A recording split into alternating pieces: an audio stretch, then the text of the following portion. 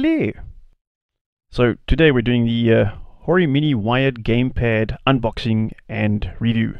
Price of this controller is 579 Rand, kind of designed for the younger gamer, and is supplied by raru.co.za, where you could find a wide variety of third-party game controllers of the likes of Razer and Hori.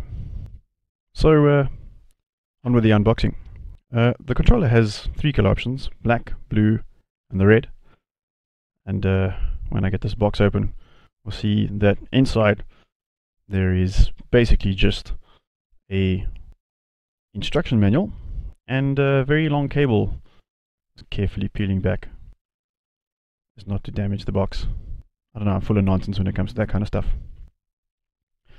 So peeling away the top, opening the sucker up, and that's just basically it. Manual, pretty standard stuff.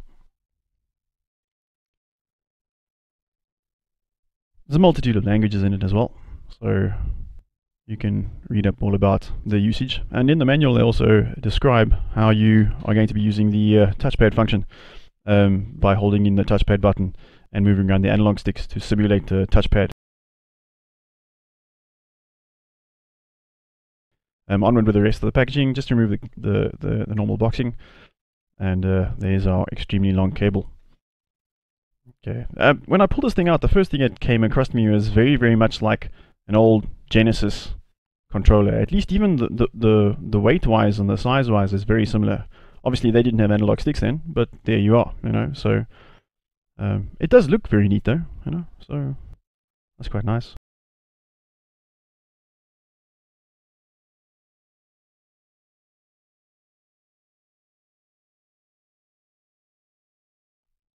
But yeah, you can see there's not much space between those buttons, so you do feel a little wobbly. But what's nice about them is you can press them both with just one finger, and the controller is quite light. So analog sticks feels good, but there's no rubber grips on the thumb pads, so just bear that in mind. There's going to be a bit of sliding. The D-pad's quite tight, so yeah, not quite the same as your average PS4 controller. The buttons feel good. Yeah, there's that pad button in the middle. And it's quite slim too, you know, so that's neat.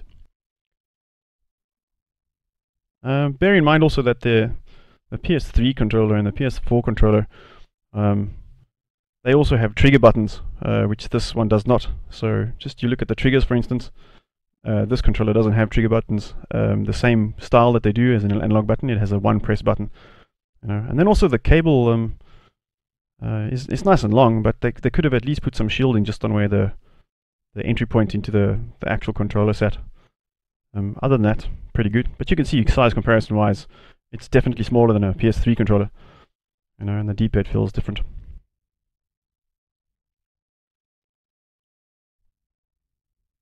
The D-pad is a full curved cross, unlike the PS3, PS4 controllers that have a split in the middle. And yeah, size-wise, you can see the comparison. Pretty sturdy construction. If you have in mind that this thing is made for kids, you know, you think sacrificing all those things may not be such a bad idea. But yeah, it looks pretty good by comparison. Alright, so with a test, I used the PS4 version of King of Fighters 14 and King of Fighters 98 Ultimate Match on Steam. And Steam discovers the gamepad outright as an actual Hori gamepad.